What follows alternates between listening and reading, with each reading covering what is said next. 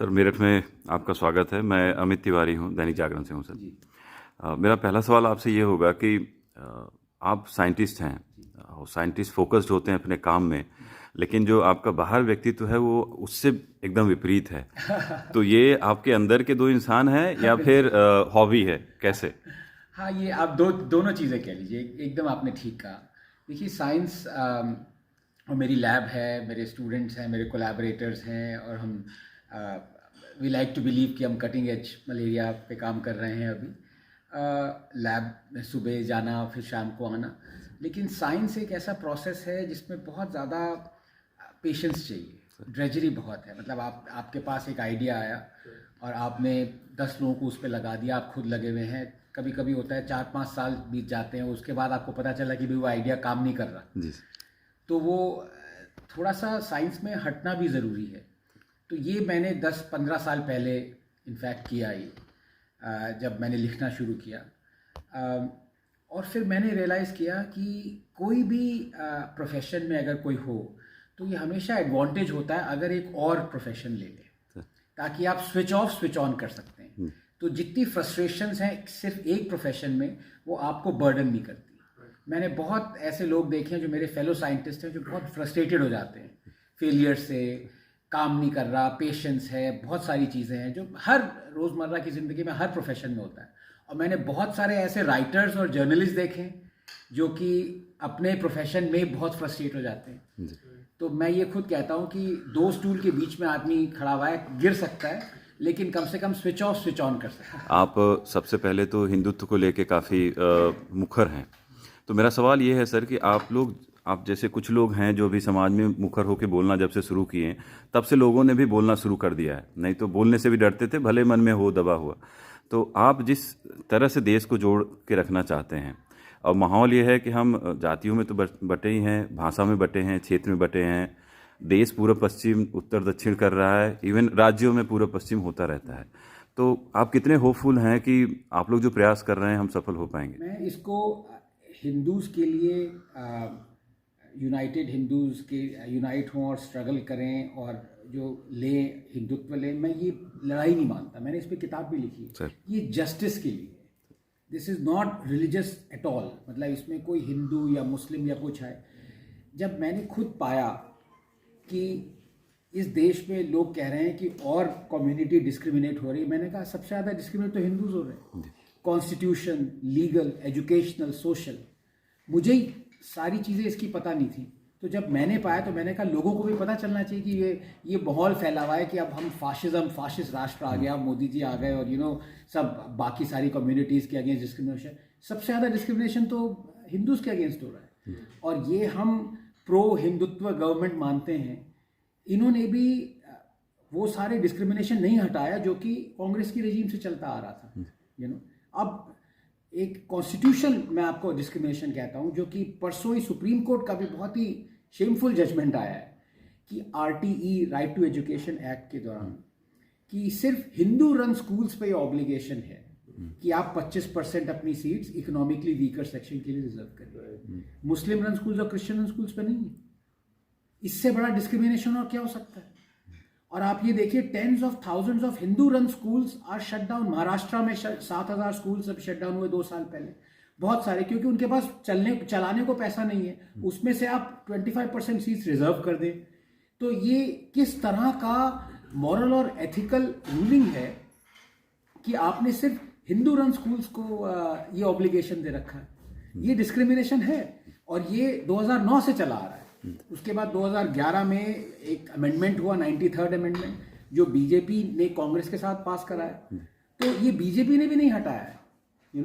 लोगों को लगता है कि ये प्रो हिंदू ये है, पर अब देखिए आपके सामने डिस्क्रिमिनेशन हो रहा है। इस तरह से 8 ऐसी चीजें हैं जो मैंने कलेक्ट करी जो हिंदूज के अगेंस्ट। तो ये हिंदू मुस्लिम का केस है ही नहीं, ये जस्टिस दीजिए, मैं ये कह रहा हूँ।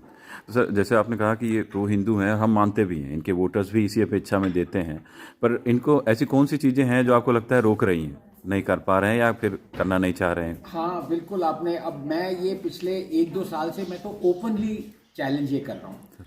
मुझे मोदी जी की गई एक प्रो हिंदू चीज़ बता दीजिए। अभी तक कोई नहीं बताया। एक pro justice, yes, pro India yes, but pro Hindu no.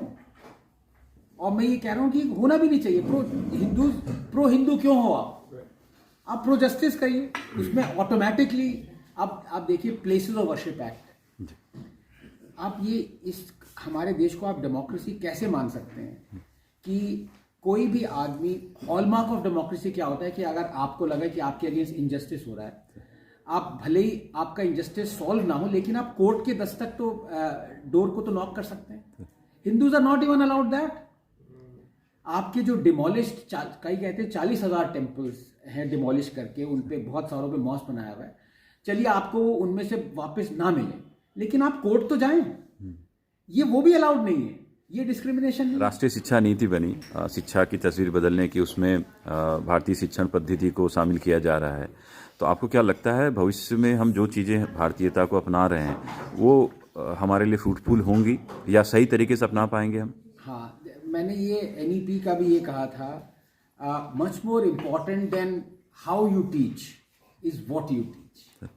जब तक हम वो ठीक नहीं करेंगे तब तक हम कितना भी क्लासरूम को स्मार्ट बना लें, टेक्नोलॉजिकली एडवांस बना लें या बहुत सारी ऐसी नीतियां ले आएं जिससे कि एक्सेसिबल हो, अल्टीमेटली जो आप पढ़ रहे हैं वही आपको मायने रखता है। आप कहीं भी पढ़ लीजिए, वो प्रॉब्लम अभी तक सॉल्व होनी अब शुरू हुई है, 11 साल बाद अभी शुरू हुई है सॉल्व होनी, जो कि ये 2014 में सॉल्व होनी चाहिए थी। तब तो लोग कह रहे थे कि हम वी आर प्राउड कि हमने एक कॉमा भी हटाया नहीं है। आपको याद होगा वो एजुकेशन मिनिस्टर की फेमस स्टेटमेंट, जी। तो अभी भी जो हमारे विलेन्स हैं उनको हमने किताबों में हीरोज बनाया हुआ है, जो हमारे हीरोज हैं उनको किताबों में विलेन बनाया हुआ है। अभी भी जिसने नालंदा को जलाया, जो 6 महीने लगे 1 मिलियन बुक्स बर्न करने में, क्लोजेस्ट रेलवे स्टेशन नालंदा का बख्तियार, उस पे नाम दिया हुआ, बख्तियार दिया हुआ अभी भी। जबकि तो नालंदा औरंगजेब रोड हटाई गई चलिए, लेकिन बाबर रोड अभी भी है। टीपू को अभी भी यूलोजाइज किया जाता है। और अब ये देखिए विडंबना, ये देखिए कि जो जितने भी बाहर आउट ऑफ इंडिया जो इन्वेडर्स हैं, जो विलेन्स हैं, जो कि ये सारे जिन्होंने हिस्टोरिकल इनजस्टिस दिया, सिसिल रोड्स ले लीजिए, आप किंग लियोपोल्ड ले लीजिए, आप कन्फेडरेसी जनरल्स ले लीजिए, आप पिज़ारो ले लीजिए, उनके अगेंस्ट लेफ्ट एक मुहिम चलाता है कि इनके स्टैचूज गिराओ, इन पे इनकी रोड्स हटाओ, नाम हटाओ। लेकिन यहाँ पे जब वो करते हैं तो चिल्लाना शुरू कर देते हैं। जी, ये प्रॉब्लम है, ये इस गवर्नमेंट को सॉल्व करनी है। सर जैसे हिंदू समाज तो अपनी मांगे धीरे धीरे आप जैसे लोग रख रहे हैं, मुस्लिम समाज भी अपने धर्म को लेके तो रिजिड रहता है, पर बाकी चीज़ों पे भी क्यों नहीं बोलते हो? क्योंकि उनके यहाँ भी स्कॉलर हैं, पढ़ लिख लोग रहे हैं, जानकार हैं, इतिहास जानते होंगे सही गलत क्या है, तो वहाँ से आवाज़ें क्यों नहीं उठती सर? ये एक नेचुरल ह्यूमन प्रोक्लिविटी है कि आपको जब कुछ फ्री में एक्स्ट्रा मिल रहा है तो आप उसको क्यों हटाएं। अपीजमेंट का इतना ज़्यादा वो पी लिया है अभी उस कम्युनिटी ने कि अब वो पीछे नहीं होना चाहते। आप मुझे एक चीज़ बता दीजिए जो आपको फ्री में मिल रही है और आप मुहिम चलाएं कि हमें ये नहीं चाहिए। बहुत कम बार ऐसा हुआ है। वो सिलेंडर की सब्सिडी बस हटी है, मुझे लगता है वो लोगों ने वॉलंटरीली कहा है। अदरवाइज आप कुछ, अब देखिए वक्फ एक्ट ले लीजिए आप, मेरे को वक्फ बोर्ड से कोई प्रॉब्लम नहीं है। इस दुनिया में हजारों बोर्ड होते हैं भाई, प्रॉपर्टी डिस्प्यूट है, आपका कोई बोर्ड है, आप किसी भी इंडस्ट्री के हर एक के बोर्ड होते हैं, स्कूल के बोर्ड होते हैं, no problem in Waqf board. Problem है वक्फ एक्ट का, जिसने वेपनाइज कर दिया है। भाई कोई प्रॉपर्टी डिस्प्यूट है, आप कह सकते हैं कि मेरा घर आपके लैंड पे है, bill you are most welcome. मैं डिस्प्यूट करूंगा, मैं कहाँ जाऊंगा, मैं कोर्ट जाऊंगा, लेकिन यहाँ पे आप कोर्ट नहीं जा सकते। आपको एक वक्फ ट्रिब्यूनल जाना पड़ेगा, जहां पे वक्फ एग्जीक्यूटिव है, वक्फ लेजिस्लेचर है, वक्फ पैसे लेता है सरकार से कि ये प्रॉपर्टी का मुआयना करेंगे, हमें पैसे दो सरकार, tens of thousands of crore. ये पैरेलल गवर्नमेंट चल रही है। पिछले 10 साल में, ये अमित शाह जी ने पार्लियामेंट में कहा, पिछले 10 साल में 20 लाख एकड़ पे कब्जा क्लेम वक्फ ने किया है। How is this even legal in a democracy? मेरी समझ में नहीं आता। अगर आप चलिए इसको नहीं हटाना चाहते क्योंकि आप अपीजमेंट के उसमें इतना, तो एक और कम्युनिटीज को भी ऐसा एक्ट दीजिए, सनातन एक्ट बनाइए, कल को उनको कोई हिंदू ऑर्गेनाइजेशन कहे कि भाई ये जामा मस्जिद जो है ये सनातन लैंड पे है, वैसे तो हर चीज ही, हर मॉस्क सनातन लैंड पे है, तो अब नॉर्मली क्या होगा, इमाम शाही इमाम आएंगे, कहेंगे ये तो बहुत गलत बात है, मैं नहीं मानता इसको, मैं कोर्ट जाऊंगा। फिर आप क्या कहेंगे कि सॉरी आप कोर्ट नहीं जा सकते, सनातन एक्ट के अंडर सनातन एक्ट आप पहले सनातन ट्रिब्यूनल में आएंगे, 24 घंटे में सब लाइन पे आ जाएंगे। तो अब हिंदू टेम्पल, आप ये देखिए कॉन्स्टिट्यूशन लीगल डिस्क्रिमिनेशन देखिए, सिर्फ हिंदू टेम्पल स्टेट कंट्रोल में है। वाई? मतलब आपकी क्या, ये स्टेट ने ऐसे लैक्स ऑफ क्रोर्स लीच कर रहे हैं आप हिंदू टेम्पल से, और हिंदू टेम्पल का जो लैंड है, क्योंकि हिंदू टेम्पल्स एक अलग से अपनी एक तरह से एक हजारों सालों से they were the centres of everything, education, defence, economy. आप संजीव सान्याल की किताब पढ़ी ओशन ऑफ चेंज, उन्होंने कहा है कि हर तट पे जो पहला आते थे फॉरेनर्स, वो सबसे पहले हिंदू टेम्पल पे जाते थे, क्योंकि सारा डिफेंस वहीं पे था, सारी इकोनॉमी वहीं पे थी, everything used to be run by. तो अंग्रेजों ने ये प्लान किया कि अगर हमें इंडिया पे कंट्रोल करना है तो हमें हिंदू टेम्पल का पूरा सिस्टम है, इको सिस्टम, उसको कंट्रोल करना है। वो चले गए, उसके बाद कांग्रेस ने कंट्रोल किया, अब कांग्रेस चली गई, बीजेपी कंट्रोल कर रही है। तो आप मुझे बताइए, अगर आप वो नहीं हटा सकते तो और मॉस्क और चर्चेस को कंट्रोल में लाइए, वो नहीं करेंगे।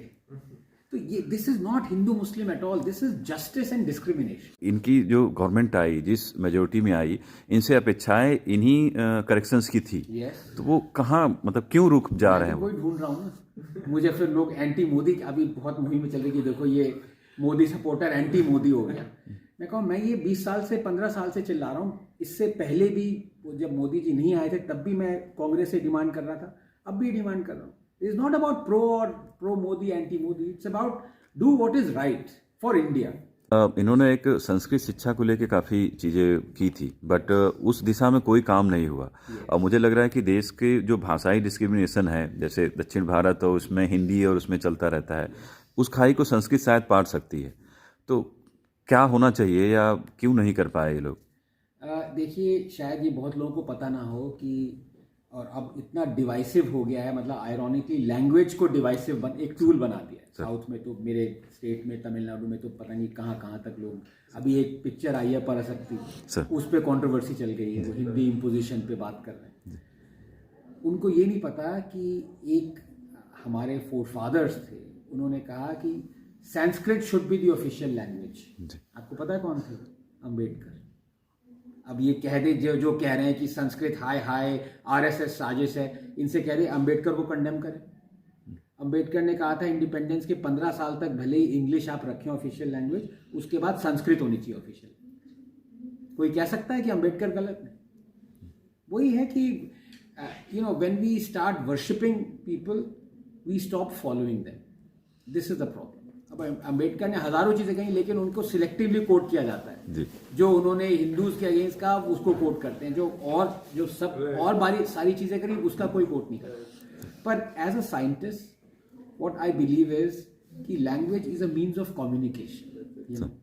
Much more important than how you communicate is what you communicate. तो अगर मेरे चलते अगर C++ आप ऑफिशियल लैंग्वेज बनाना चाहते हैं तो वो भी बना सकते हैं सर, लेकिन कंटेंट मैटर करता है। नई पीढ़ी के बहुत सारी चीज़ें देखने को मिल रही हैं, जिसको जेन जी नाम भी दिया गया है। तो नई पीढ़ी को भारतीयता के साथ कैसे आगे बढ़ना चाहिए? उनको हम क्या सिखा पा रहे हैं जो हमारे मूल्य हैं, या उनको कहीं से अपने तरीके से सीखना चाहिए? मैंने एक्चुअली बहुत देर बाद रियलाइज़ किया कि मेरा इस पे जो आंसर है वो काफ़ी कॉन्ट्रोवर्शियल हो जाता है। मैं ये कहता हूँ कि उनको कुछ मत सिखाओ, रियली तंग आ गए हैं हम फेल हुए हैं, हम अपने फेलियर्स जेन जी पे क्यों थ्रस्ट कर रहे हैं? We have to unshackle them. आप खुद जानते हैं कि हम एकदम बैंकरप्सी की कगार पे थे, जहां आज बांग्लादेश और पाकिस्तान है, 1990 में हम वो थे। We had to open up our economy, we had to unshackle the then generation. और आज हम इस मुकाम पे हैं ओनली बिकॉज ऑफ जो 30 साल पहले हमने किया, और कोई रीजन नहीं है। जो जितनी भी वेल्थ, प्रॉस्पेरिटी, कुछ भी कह लीजिए, वो आया, वो इकोनॉमिक लिबरलाइजेशन से आया पिछले 30 साल। बहुत प्रॉब्लम्स हैं, वो डिस्कस कर सकते हैं। तो पर अभी भी हमने बेड़ियां बांधी हुई है, जो नेक्स्ट जनरेशन है उस पर, और हम हमेशा अपने फेलियर्स उन पर थ्रस्ट करते रहते हैं। अरे तुम्हें ये करना है, तुम्हें ये करना है। नहीं, हमें करना है कि हमें कुछ नहीं करना है। जो वो कर रहे हैं, they are incredibly intelligent, so aware, उनके पास सारे टूल्स हैं, इक्वालिटी है एजुकेशन। सबसे ज़रूरी आप ये देखिए, आपके पास मोबाइल है, एंड अगर आप चाहें you can be the most intelligent, most educated person on earth. कोई आपको रोक नहीं सकता। हमारे ज़माने में तो लाइब्रेरी, किताबें चाहिए होती थी, लाइब्रेरी जाना होता था, उसके लिए कार्ड बनाओ, ये करो। अभी everything is on the phone, you know. और मैं तो एक एक्स्ट्रा वो कहूँगा, मैं तो I am against exams also. मेरा ये कहना है कि इंटेलिजेंस का यूज़ क्या है, you know, you have to realise. मतलब आप कहते हैं everyone has to be intelligent, everyone has to be, why? You want to solve problems, that is why you want to be intelligent, है ना। तो पहली बात तो ये है कि हमने एक तरह से कंस्ट्रेंट कर दिया है ह्यूमंस को एक ग्रुप्स में। मतलब हम स्कूल में यहाँ बैठे बैठे कुछ प्रॉब्लम सॉल्व कर सकते हैं। अगर आप हमें टुमारो किसी अफ्रीकन जंगल में ट्रांसपोर्ट कर दें, तो वहाँ की प्रॉब्लम वहाँ जो नेटिव्स हैं वो सॉल्व कर पाएंगे, हम नहीं कर पाएंगे। You know, will be dead within a day. They have all the wherewithals. तो पहले हमें ये रियलाइज करना है कि इंटेलिजेंस रिलेटिव है, ह्यूमन एक्यूमेन रिलेटिव है। हम इस कमरे में बैठ के हमारी प्रॉब्लम्स को इंटेलिजेंटली सॉल्व कर सकते हैं, लेकिन अगर हमें ट्रांसपोर्ट कर दिया सडनली 3-4 और अलग जगहों पे, वी आर यूजलेस। नंबर 2, जो पूरा पर्पस था ह्यूमन काइंड का, वो एंडाउ करना था एक तरह से नॉलेज, विजडम, कि आप सरवाइव कर सकें और आप कंफर्टेबल बना सकें। आपके पास आज चैट जीपीटी है, आपके पास आज ग्रॉक है, आपका एक तरह से आपके सहयोगी कह सकते हैं, जो सहकार कहते हैं, आप बटलर कह लीजिए उसको। तो आप एग्जाम क्यों लेते थे? कि आपको क्या ये पता है, will you be able to survive? वो कह रहा है मेरे पास है मोबाइल फोन, मैं इससे पूछ रहा हूँ। अब हमने जब 9th 10th का वो दिया, एग्जाम दिया, हमारे पास लॉग टेबल्स होते थे। आज लोगों को पता भी नहीं होता लॉग टेबल्स हैं क्या। Students are allowed to use calculators, you know. So like that we really need to worry about next generation के लिए वो करेंगे क्या। जितने भी मेंटल फैकल्टीज रिक्वायर करते हैं, जितने भी जॉब्स, वो सारा एआई करेगा।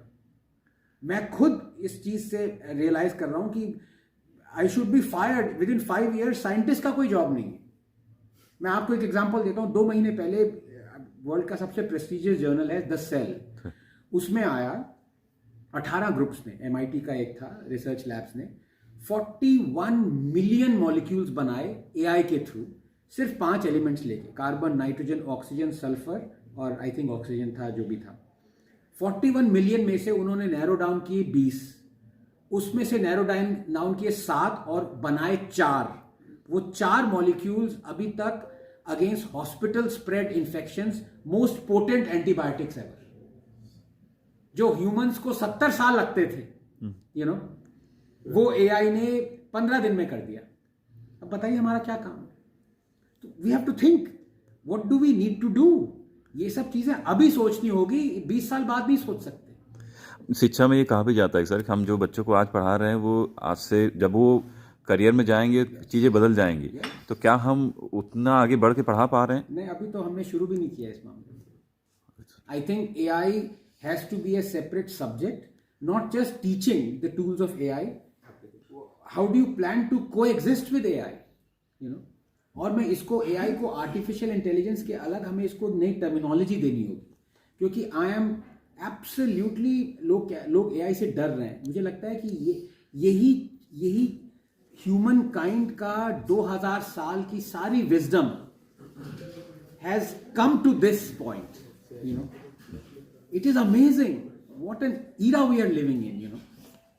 सो this has to be cherished, but at the same time हमें ये सोचना होगा कि हमें एक्चुअली आगे जाके जॉब करना भी है, क्या करना है, क्या नहीं करना है। अभी से आप देख लीजिए, at least 30% of what the chartered accountants do बाहर, यहाँ पे नहीं, is being done by AI.